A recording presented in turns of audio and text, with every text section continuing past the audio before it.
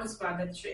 પિતાનું અવસાન થતા ધંધુકા તાલુકાના મોટા ત્રાડિયા ગામનો તરુણ સુમિત અને તેની વૃદ્ધ દાદીમાં ચાંગોદરની યુનિસન કંપની પાસે વળતરની માંગ ઝંખી રહ્યા છે। અમદાવાદ જિલ્લાના ધંધુકા તાલુકાના છેવાડાના ગામ મોટા ત્રાડિયાના રહેવાસી હીરાભાઈ ગાંડાભાઈ વેગડા પોતાનું ગુજરાન ચલાવવા માટે ચાંગોદર ખાતે આવેલી યુનિસન કંપનીની કેન્ટીનમાં નોકરી કરતા હતા। ત્યારે તારીખ 18 જૂન 2023ના રોજ હીરાભાઈ કંપનીમાં સીડી પરથી પડી જતા તેમને સારવાર અર્થે અમદાવાદ સિવિલ હોસ્પિટલમાં ખસેડવામાં આવ્યા હતા, પરંતુ તેમની સારવાર કારગત ન નીવડતા હીરાભાઈનું તારીખ 25 જૂન 2023ના રોજ 36 વર્ષની ઉંમરે મૃત્યુ થયું હતું અને આ અંગે અમદાવાદ જિલ્લાના ચાંગોદર પોલીસ મથકમાં ફરિયાદ પણ દાખલ કરવામાં આવી હતી।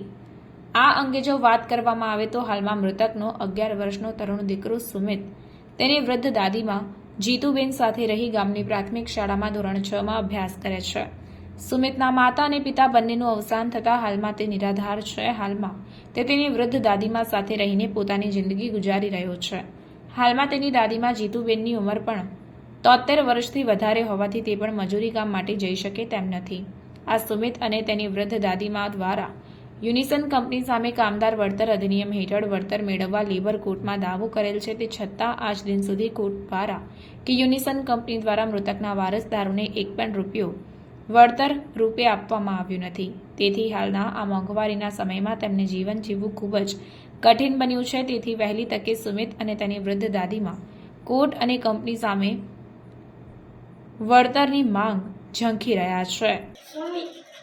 આખું નામ, ગામ, તાલુકો,